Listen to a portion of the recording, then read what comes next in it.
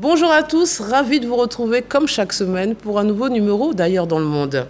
L'Agence française de développement, l'AFD, est une institution financière publique qui met en œuvre la politique de développement de la France et agit pour combattre la pauvreté et favoriser le développement durable. Présente en Afrique, en Asie, au Moyen-Orient et en Amérique latine, dans la Caraïbe et l'Outre-mer, cet établissement public finance et accompagne des projets qui améliorent les conditions de vie des populations, soutiennent la croissance économique et protègent la planète. Le groupe finance et accompagne environ 4000 projets dans 115 pays et en Outre-mer, avec des équipes basées à Paris et à Marseille, et dans un réseau de 85 agences à travers le monde, ce sont environ 3000 collaborateurs qui travaillent pour le groupe AFD. Alors comment l'AFD a évolué dans le temps et l'espace? Est-ce que les actions entreprises par cette institution sont pertinentes et quelles perspectives pour le continent africain? Pour en parler, j'ai le plaisir de recevoir Papa Amadou Sarr, qui est actuellement le directeur exécutif en charge des partenariats, mobilisation et communication. Bonjour et bienvenue. Bonjour chère madame et merci pour cette invitation. Alors on va parler un peu de vous, de votre parcours, puisque vous étiez avant ministre du Sénégal et en charge de la délégation générale à l'entrepreneuriat rapide des femmes et des jeunes. On a souvent parlé de votre capacité à mettre en place des instruments de financement, nano-crédit, pour les personnes qui sont exclues du système bancaire. Que faisiez-vous exactement? Alors merci, effectivement, j'ai eu la charge d'une structure qui a été créée en 2018 par le président Macky Sall qui s'appelait la Délégation générale à l'entrepreneuriat rapide pour les femmes et les jeunes, placée sous sa tutelle directe à la présidence de la République avec un budget conséquent de 100 millions d'euros par an provenant du budget de l'État, en plus de plusieurs centaines de millions d'euros ou de dollars que l'État du Sénégal a emprunté et mise à la disposition de la structure que j'organisais avec une équipe de 250 personnes environ pour mettre en œuvre des programmes de financement de très petites et moyennes entreprises. Vous l'avez dit tout à l'heure, nous avons créé en 2020 justement un nouveau produit qui s'appelait le nano-crédit, qui était des financements de 30 000 francs, 20 000 francs CFA, adressés aux femmes marieuses. On a commencé avec ce produit au marché central aux poissons de Pikine, dans la banlieue dakaroise, où on avait constaté que les femmes entrepreneuses qui étaient dans le maraîchage, l'agriculture, la transformation de produits halieutiques n'avaient pas du tout accès au système financier bancaire traditionnel local parce que ne disposant pas de garantie, ne disposant pas de papier, ne disposant pas du tout de formation adaptée pour. Donc du coup, nous avons co-construit avec ces acteurs au sein du marché. On y allait à 5h, 6h du matin à l'arrivée des pirogues de pêche pour acheter du poisson et le revendre. Et il y avait des Ivoiriens, des Guinéens qui étaient dans le marché, qui leur prêtaient 50 000 francs, 100 000 francs, avec des taux de 20-30% qu'elles remboursaient à la fin de la journée. Et nous avons mis en place un dispositif, d'abord en cash, au sein du marché, la possibilité de leur prêter 20 000, les mêmes montants, mais avec 1% de taux, et qui leur permettait en fin de journée de rembourser et de se réengager. Et il y avait des dames qui empruntaient 50 000 francs le premier jour. Un mois après, elles s'en sortaient avec 1 million parce que tu as remboursé sa part. Et du coup, on a digitalisé toute la procédure. Aujourd'hui, je pense qu'on a, au dernier chiffre que j'ai, quand j'ai quitté l'ADER, 18 milliards. Mais mes collègues m'ont dit que ça a évolué et que ça a triplé et que c'est devenu un produit qui est même apparemment en train d'être mis en place ici par notre partenaire de l'époque Wave, qui est aussi en Côte d'Ivoire, vous voulez dire? Voilà, d'accord. En train de pénétrer le marché. C'était un outil formidable d'inclusion financière qui, aujourd'hui, a été repris par plusieurs pays et qui a été aussi inspiré du modèle M-Pesa au Kenya avec le Digital Financial Services, comme on dit, les paiements mobiles digitalisés. Depuis sa création, on va dire après la Seconde Guerre mondiale, votre institution a évolué dans l'espace et a élargi son domaine de compétences. Quelle est aujourd'hui la mission de l'AFD, concrètement, et où agit-elle? La mission de l'AFD, principalement, c'est de lutter durablement contre la pauvreté dans les pays en développement et les pays à revenus intermédiaires. Aujourd'hui, nous sommes présents, comme vous l'avez dit tout à l'heure, dans plus de 90 pays à travers le monde, mais plus de 55% de nos activités, on peut même aller jusqu'à 60% selon les activités connexes de nos filiales, se passent sur le continent africain, avec en moyenne 12 milliards d'euros de financement engagés par an. Et pour le résultat 2022, on est à plus de 9 milliards de décaissés. Donc, on est même au-dessus de plusieurs banques multilatérales de développement, ce qui nous place aujourd'hui deuxième derrière l'allemande, la KfW, en termes de partenaires au développement bilatéral. Le 5 mai dernier, le président Emmanuel Macron a présidé le Conseil présidentiel sur le développement pour revoir nos chiffres en termes de contribution à l'aide publique au développement française, qui va passer à près de 0,6% du PNB, ce qui montre véritablement la progression de la France dans l'atteinte des objectifs de développement durable, qui a été pris depuis le sommet sur le financement des développements dans le cadre de l'accord de Paris en 2015. Ce qui est important, vous avez dit, il y a un shift qui a été fait dans la mesure où aujourd'hui tous nos financements prennent en compte les questions environnementales, la question de la durabilité de nos financements. Il est notoire aujourd'hui de noter qu'en Afrique et en Asie ou en Amérique latine, partout où on intervient, qu'il y a des questions relatives au changement climatique et la question relative à la durabilité même de nos interventions. Donc, nous faisons attention à cela. C'est pourquoi on a un objectif d'atteindre les objectifs de développement durable des Nations Unies, dans les meilleures conditions, en préservant l'environnement, en financement des infrastructures durables, en financement des énergies renouvelables et permettre à la France de lutter durablement contre les émissions de carbone. Alors, vous parlez de l'Afrique. Hein. Bon, vous n'avez peut-être pas les bons chiffres. Hein. Pour moi, ça représentait 43% de votre activité, mais vous dites qu'on est même au-delà de la moitié. Oui. Bon, on se demande pour quelles raisons, mais on imagine que c'est parce qu'on concentre le plus de difficultés en termes de financement. On a besoin de plus de développement que les autres continents. C'est pour ça que vous êtes aussi présent sur le continent? Alors, il y a deux choses. D'abord, les relations entre la France, ancienne puissance coloniale, et les pays africains avec qui la Caisse française de développement a eu à coopérer à l'époque jusqu'à présent. Nous sommes présents en Côte d'Ivoire depuis 1949. Nous faisons partie des 3 premiers partenaires financiers au développement de la République de Côte d'Ivoire. Nous sommes aujourd'hui avec un volume d'engagement de plus de 3 milliards d'euros en cours actuellement, avec 1,7 en moyenne en prêt et le reliquat en subvention. Dans le cadre concerté aujourd'hui, depuis la reprise de nos activités, donc contrat de désendettement et de développement que nous avons signé avec le gouvernement ivoirien. Ce qui est aussi notoire, au-delà de la Côte d'Ivoire, comme je disais tout à l'heure, dans ce qu'on a communément l'habitude d'appeler le précaré français, et qui n'est pas le cas, c'est-à-dire les pays de la zone CEMAC et la zone CFA, on a en commun la monnaie, le franc CFA, avec lequel l'euro assure la convertibilité. Et l'importance de cela fait qu'aujourd'hui, les fluctuations que nous avons dans le cadre des taux dans les autres pays qui n'ont pas de monnaie commune ou semblable au franc CFA, avec la garantie de l'euro, fait que aujourd'hui, on a des taux d'inflation qui peuvent atteindre les 70%, 80% en Afrique. Vous êtes en train de nous dire que le fait qu'on ait cette monnaie, oui, c'est un avantage, déjà ça facilite des relations. Absolument. Et même le décaissement ou autre, absolument. C'est un atout. C'est-à-dire que si, parce que c'est un discours qu'on entend régulièrement et même notamment actuellement, si le pays qui déciderait de quitter cette zone franc aurait plus de difficultés pour travailler avec vous ou bénéficier de votre...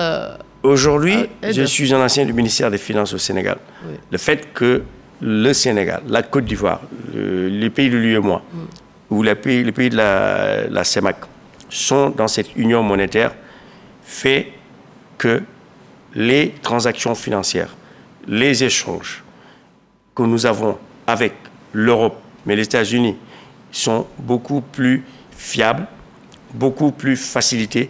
Et aussi, on est, si vous voulez, à l'abri des fluctuations de prix qu'on peut connaître dans des pays environnants comme le Nigeria ou le Ghana ou le Mozambique, où on peut avoir des taux d'inflation à l'instar 100 ou 200% sur certains pays qu'on a vus récemment. Ça, c'est un avantage. L'autre avantage que nous avons aussi, c'est aujourd'hui quand nous allons sur les marchés eurobonds, les marchés financiers, pour lever de l'argent. La Côte d'Ivoire l'a fait avec le Sénégal récemment, où ils ont levé plus de 2-3 milliards d'euros sur les marchés. Aujourd'hui, s'il n'y avait pas cet arrimage à l'euro, les taux que nous aurions eus sur les marchés financiers seraient au-delà des 9-10%, là où on peut lever à 5, 6, 7%. Tout ça aussi, cet avantage est lié au fait que nous ayons ce qu'on appelle ce PEG à l'euro. Dernier avantage là-dessus, certains le prendraient comme un inconvénient, c'est le fait qu'on ait une monnaie commune qui puisse nous permettre d'échanger entre nous et qu'il n'y a pas de barrière douanière entre les pays et que tous les échanges entre pays avec l'Europe et tous les pays de l'Union européenne qui ont l'euro en monnaie est facilité. Ça, ce n'est pas donné à tous les pays qui n'ont pas ce panier monétaire qui existe. Alors moi, s'intéresser à l'un de vos projets, lancé en 2018 avec un objectif de 2,5 milliards d'euros à déployer en 2022. Choose Africa accompagne les start-up, les TPE, les PME et aussi des micro-entrepreneurs, comme l'exemple des dames dans les marchés. Que faites-vous concrètement avec Choose Africa? Là, parce que là, on va passer au cap 2, mais déjà, pourquoi cette initiative et comment ça se réalise? Et je reviendrai rapidement sur le dernier volet, sur la question de l'arrimage euro, franc CFA, sur le fait que l'AFD ou la France devient un partenaire commercial majeur de nos pays, y compris la Côte d'Ivoire, et qu'aussi les échanges sont facilités entre l'espace UEMOA et l'espace CEMAC et les entreprises françaises à travers d'autres outils que nous mettons en place, à travers le crédit export du groupe Banque publique d'investissement en France, qui, cumulé à ce que nous faisons avec l'Agence française de développement et les prêts du Trésor français, font de la France l'un des premiers créanciers de nos États. Ce qui me permet de faire la transition vers Choose Africa 2, comme vous avez dit tout à l'heure, qui est un nouveau programme que le président de la République française, Emmanuel Macron, a initié lors de son discours du 27 février. Non, non, avant. Choose Africa 2, c'est du 27 février 2023 à l'Élysée. Mais effectivement, Choose Africa 1 est né du discours de 2017 de Ouagadougou, où nous avons travaillé, à l'époque je n'étais pas encore à l'agence, mais l'agence a travaillé pour mettre en place des produits adaptés pour accompagner les très petites et moyennes entreprises africaines en ciblant les segments qui manquent le plus d'accompagnement financier des banques traditionnelles et des fonds d'investissement traditionnels.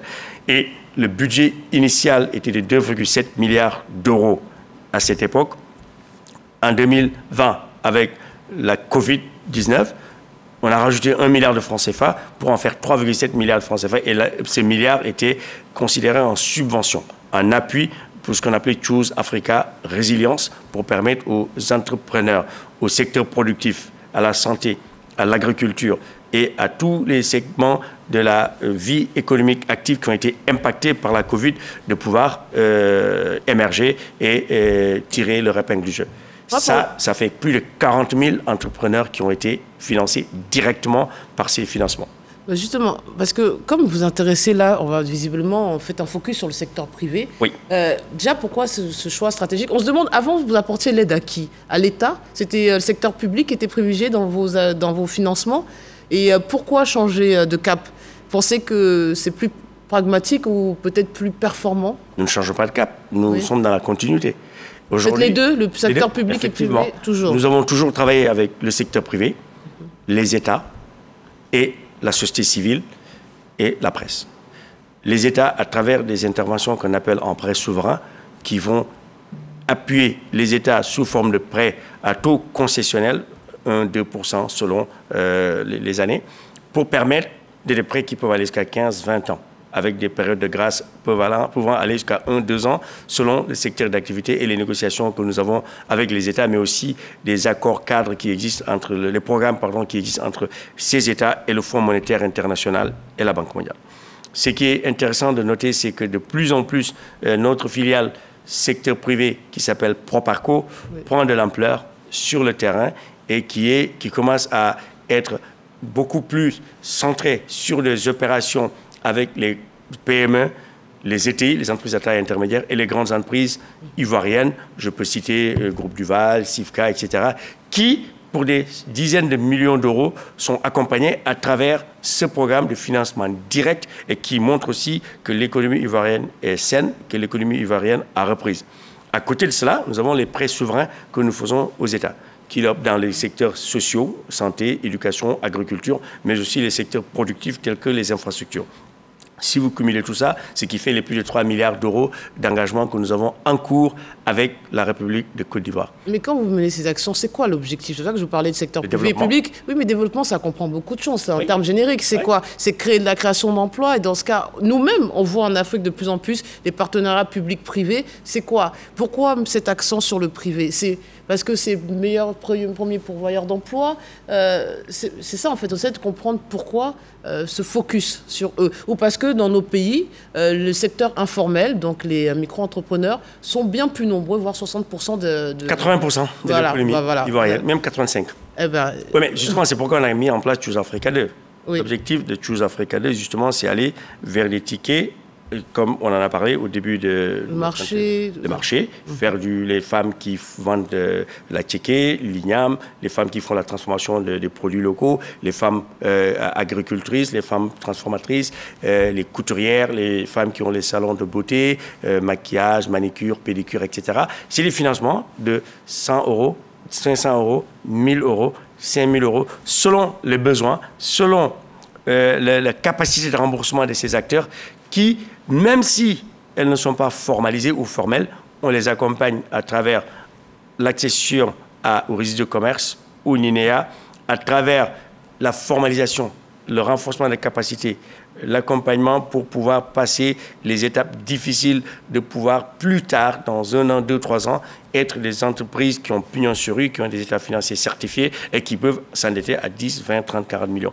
Donc, c'est plusieurs maillons de la chaîne qui font qu'aujourd'hui, ce continuum de services va permettre de formaliser davantage l'économie ivoirienne où on a un taux de pression fiscale avoisinant les 13% pour passer à 15-20%, pour pouvoir avoir plus de ressources, pour avoir plus de redistribution, pour avoir plus d'impact sur la pauvreté, sur la croissance et l'emploi. Deuxième point, et je termine là-dessus, notre action avec le secteur privé est aussi fondamentale parce que c'est le secteur privé qui crée de l'emploi. De nature, je suis un néolibéral. Ce n'est pas à l'État de créer de l'emploi pour les jeunes et les femmes. L'État doit mettre en place les conditions idoines au secteur privé de prendre son envol dans la transparence, dans la bonne gouvernance pour pouvoir créer de l'emploi, créer des champions nationaux qui, eux, par derrière, payent les impôts et permettent à l'État de s'enrichir et de redistribuer avec le système de welfare state ou l'État souverain. Alors ça, ce sont on va dire les actions et surtout la vision qu'on se fait de... C'est l'action, c'est pas la vision, c'est l'action. Non, mais je parle de la vision parce que la vision, c'est le développement par l'emploi. Oui. Voilà. Mais on se demande qu'est-ce qu'ils y gagnent? Qu'est-ce que vous y gagnez? Qu'est-ce que nous y gagnons? Oui, honnêtement, parce qu'il n'y a pas de... Voilà, on sait qu'il y a... Les États n'ont pas d'amis que des intérêts. Donc, qu'est-ce que vous y gagnez? Et j'ai envie de dire, à travers ça, qu'est-ce que la France y gagne? Puisqu'ils ont des problèmes aussi sociaux, ils ont des problèmes aussi, peut-être pas de développement, mais ils ont des problèmes aussi. Et pourquoi venir débourser toutes ces sommes en faveur des Africains, même si on a des difficultés? Quel est l'intérêt? Alors, deux choses. Nous sommes l'Agence française de développement. Si demain, la République de Côte d'Ivoire ne veut plus nous voir ou ne veut plus travailler avec nous, on quitte. Mon équipe, ici, repart sur Paris ou on les déploie dans un autre pays où ils seront les bienvenus. Le sujet n'est pas là. Le sujet, c'est que la France et la Côte d'Ivoire et ces pays ont des accords de partenariat qui datent de plusieurs dizaines d'années, qui font que mutuellement, la France a besoin de la Côte d'Ivoire a besoin de la France pour des programmes et des projets d'envergure. Le métro d'Abidjan, les différents ponts, l'agriculture, l'énergie, le transport, les services, la formation professionnelle, la justice, la reconstruction des centres de rétention, et j'en passe. Tout cela contribue à la mise en place d'un État-nation fort, un État développementaliste qui, pour permettre à ces populations de vivre dans un environnement propice, si vous voulez, à des lendemains meilleurs dans le cadre du plan national de développement ivoirien, la Côte d'Ivoire a besoin de la France, de l'Allemagne, de la Banque mondiale, de la Banque africaine de développement. Non, je demande, et la France, quel est son intérêt? Je termine là-dessus. Nous, je ne dirais pas que nous n'avons pas d'intérêt là-dessus, parce que nous faisons des prêts. Et les prêts sont rémunérés à des taux vraiment pas significatifs si on compare aux prêts des banques commerciales. Deux, nous avons des relations éternelles ou historiques avec la Côte d'Ivoire qui font que nous avons intérêt à rester ici auprès de l'État ivoirien pour l'accompagner dans sa politique de développement et de coopération. C'est une relation basée sur la fraternité qui continue jusqu'à présent. Et nous ne sommes pas là pour gagner de l'argent, pour que ce soit clair. Nous sommes là d'abord, le nom de l'agence, c'est Agence française de développement. Et avant même, à part les prêts, il y a les subventions. Nous faisons beaucoup de subventions, d'assistance technique et d'appui avec notre filiale pour Expertise France qui accompagne, qui renforce les capacités des administrations ivoiriennes. La semaine prochaine, le directeur général d'Expertise France sera Jérémy Pelé, ici à Abidjan, pour rencontrer l'administration ivoirienne, notamment le ministère des Finances avec le directeur général des Finances publiques France pour voir comment améliorer les questions fiscales, comment améliorer la gestion des finances publiques pour pouvoir avoir plus de ressources qui pourront être dépensées par l'État ivoirien. Mais justement, en parlant de la France, la question qu'on se pose, c'est que ces dernières années, son image s'est dégradée dans plusieurs pays africains. Absolument. Tout le monde en fait le constat. Est-ce que comment ça impacte finalement votre travail? Est-ce que ça vous pose plus de difficultés? Moi, personnellement, ou l'AFD? Non, l'AFD. Est-ce que c'est plus difficile maintenant on parle de sentiment anti-français, je ne sais pas si c'est le bon terme, mais en tout cas, est-ce que ça impacte votre travail? Il y a le sentiment anti-français, il y a les notions de France dégage. Oui. J'en ai parlé la semaine dernière quand j'étais à Dakar avec l'ambassadeur de France dans une émission. Aujourd'hui, encore une fois, la France n'a pas demandé à rester en Afrique. Le président Macron l'a dit clairement lors de son discours du 27 février, justement, si vous le revoyez, je peux reprendre les propos, que la France n'a pas vocation à avoir des bases militaires dans les pays qui n'en ont pas besoin. La France n'a pas vocation à investir dans des secteurs où les pays n'en ont pas besoin. Si demain, les États décidaient de dire à la France, on a un exemple pas loin, le Mali, d'arrêter les relations, les Français partiront.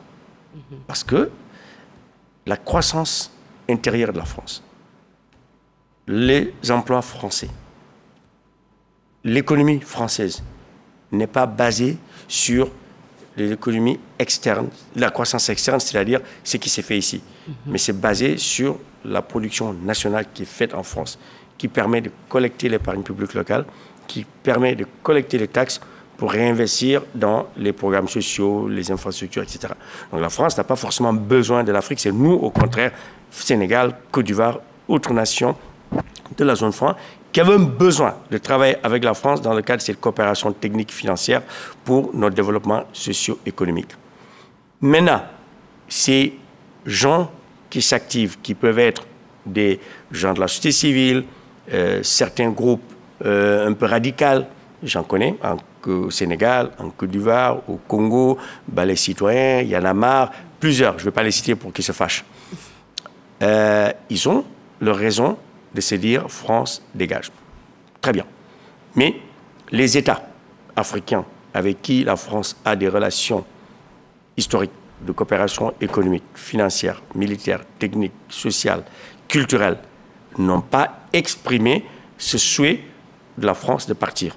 À part le Mali, comme vous l'avez vu, avec les relations... Le Burkina Faso... Mais la France est encore là. Et au Mali, il y a Air France qui va toujours au Mali.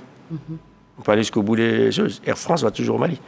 Et la France, les Maliens n'ont jamais demandé à l'Agence française de développement de quitter le Mali. Oui. Les programmes sont suspendus. On a quelques interventions encore avec les organisations de la société civile. Aujourd'hui, les choses sont au point mort jusqu'à nouvel ordre. Parce que personnellement, je suis conscient, j'ai une part malienne. Ma mère vient du Mali, mon père vient du Sénégal. Les relations entre la France et le Mali vont reprendre, comme dans l'histoire du temps de Modibo Keïta, il y a eu des ruptures diplomatiques, et ça va revenir. Les relations entre la France, le Mali, le Burkina, la Côte d'Ivoire, l'Afrique dépassent les présidents Ouattara, Compaoré, Sall, Macron, etc. Ça va continuer. C'est des États qui vivent ensemble en métissage culturel, qui vivent ensemble de part et d'autre. Si vous voyez le nombre de Maliens qui existent, qui vivent en J'allais vous dire, c'est pour ça qu'Air France n'a pas arrêté ses vols, parce qu'ils sont aussi nombreux là-bas. Soyons logiques jusqu'au bout. Oui. Je ne vais pas entrer dans des considérations diplomatiques, mais aujourd'hui, à la fin de la journée, à un moment donné, les gens vont se retrouver autour de la table, les choses vont reprendre pour le bénéfice des Maliens, des Ivoiriens, des Burkinabés, des Sénégalais et des Français. Donc finalement, on entend ce que vous dites et vos arguments, mais pour que les téléspectateurs comprennent bien. Par exemple, il y a des gros projets, je crois que vous subventionnez, vous vous intéressez depuis récemment à l'agriculture, enfin pas l'agriculture, à l'environnement. Depuis longtemps. Voilà, à l'environnement. Pas récemment, à l'environnement. Voilà, la grande muraille verte qui concerne le Sahara. Chez nous, en Côte d'Ivoire, qu'est-ce que vous avez fait ou qu'est-ce que vous allez faire concrètement pour la population ivoirienne? Concrètement, ce que nous allons faire et que nous avons toujours fait, c'est appuyer la Côte d'Ivoire dans l'agriculture à atteindre l'autosuffisance alimentaire. Appuyer la Côte d'Ivoire à nous assurer que l'environnement sera préservé, que quand on va faire la culture du cacao ou d'autres cultures commerciales, on a à côté aussi les cultures vivrières qui sont là et qu'on respecte l'environnement et qu'on pratique la jachère pour nous assurer que les terres se reposent et puissent reproduire. Nous assurer que quand on fait les projets d'adduction d'eau, d'assainissement, ou d'infrastructure, qui est ces analyses d'impact social pour permettre aux impactés, aux populations déplacées, de pouvoir être relocalisées, de pouvoir avoir des indemnités pour pouvoir retrouver leur dignité et leurs activités génératrices de revenus sans pour autant être jetés à la rue, comme avec d'autres partenaires qui financent sans pour autant regarder toutes ces conditions. Nous assurer aussi qu'enfin, quand le secteur privé ivoirien investit, intervient, que nous les accompagnons, qu'ils puissent prendre en compte tous ces facteurs sociaux, environnementaux, pour qu'on ait un développement socio-économique durable et harmonieux qui respecte la société, qui respecte l'environnement et aussi sans pour autant perdre de l'argent. Parce que ce n'est pas le but. C'est ça ma dernière question, mais vous disiez tout à l'heure que finalement vous êtes là à la demande des pays africains, oui. Vous venez en aide, mais donc qu'est-ce qui ferait que vous n'intervenez plus? Il faudrait qu'on soit à quel niveau? Parce qu'on nous dit qu'on a des taux de croissance vraiment à faire pâlir les pays européens. Oui. Bon, elle n'est pas assez inclusive visiblement, mais voilà, on a une certaine résilience malgré ces crises successives sanitaires et énergétiques. Donc on nous dit toujours que les signaux sont au vert. Donc on ne comprend pas. À quel moment... Les feux doivent être verts pendant 30 ans. Ah. Il y a les 30 glorieuses en Europe. Mais aux États-Unis, aujourd'hui, prenons le cas de la Chine. Quel serait l'indicateur pour vous dire... Prenons le cas de la Chine. J'arrête de m'occuper de l'Afrique ou je m'arrête avec la Côte d'Ivoire. On va pas arrêter, on va passer à d'autres segments de financement. Ah. Parce que la coopération, même les États-Unis s'endettent. Oui. Aujourd'hui, vous avez vu... C'est la Chine qui... Non, pas que la Chine. Oui. Il y a beaucoup d'autres États qui détiennent les bons du Trésor américain. Okay. Les États-Unis risquent de faire défaut de paiement dans cette semaine si le Sénat n'approuve pas, n'élève pas le plafond de dette. La France dont on parle, elle est à plus de 80 ou 90% de taux dette PIB en termes d'endettement. Aujourd'hui, il y a certains agrégats macroéconomiques qui font qu'il faut les respecter, notamment, on en parlait tout à l'heure, la dette. Il y a aussi tout ce qui touche à l'environnement des affaires. Il y a tout ce qui touche aux exportations. Il faudrait que nos États, comme la Côte d'Ivoire, puissent pouvoir transformer localement ces produits, industrialiser les pays, créer plus de recherche et de valeur ajoutée ici, ne pas exporter le cacao brut pour importer le chocolat de la Suisse. Je pense qu'il y a des choses qui sont en train d'être faites avec le Ghana dans ce sens. Nous assurer, comme on le fait au Rwanda, de construire, de produire des véhicules électriques localement, comme le fait le Maroc à Tangemed, où c'est 200 000, 300 000 véhicules qui sont construits par an pour le marché européen, le faire ici à Abidjan. Nous assurer que les populations ivoiriennes qui sont dans l'agriculture produisent assez pour nourrir suffisamment la population ivoirienne. Nous assurer que l'État ivoirien, je le dis très bien, puisse avoir assez de ressources internes, la mobilisation de ressources internes, à travers l'impôt, à travers l'épargne locale, à travers les fonds privés, les entreprises locales, pour pouvoir être autonome en termes de financement. Ne pas avoir recours à l'extérieur pour s'endetter, pour pouvoir financer son développement. Parce que tant qu'on n'aura pas réglé ces problèmes qui peuvent prendre 10, 15, 20 ans, selon le degré de sérieux, de rigueur, de transparence et d'exécution budgétaire que ces États mettront en place pour pouvoir sortir de cet engrenage de l'aide, de tendre la main ou d'avoir des prêts à des taux commerciaux qui font que nous allons, à travers nos budgets, mettre plus de 60% de ces budgets à payer les services de la dette. Tant qu'on n'a pas arrêté ce cycle infernal, on continuera de travailler avec les partenaires extérieurs, que ce soit la France, que ce soit l'Allemagne, que ce soit la Chine ou que ce soit les Américains. Ça, il faut qu'on soit clair là-dessus. Et dernièrement, je terminerai là-dessus. Aujourd'hui, nous sommes sur la bonne voie. Comme vous dites, la Côte d'Ivoire a connu de taux de croissance avoisinant les 9-10%. Mais ça ne suffit pas en 9 ans, ou en 7-8 ans. Oui.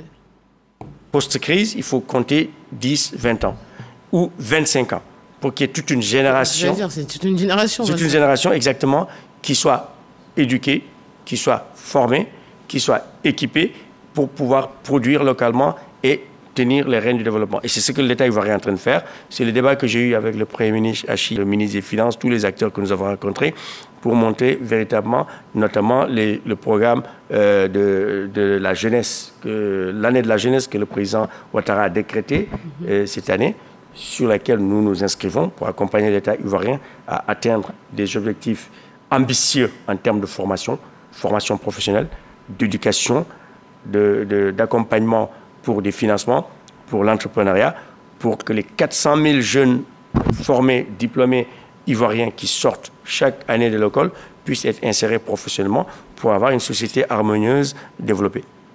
Eh bien, ça fait beaucoup de choses à faire.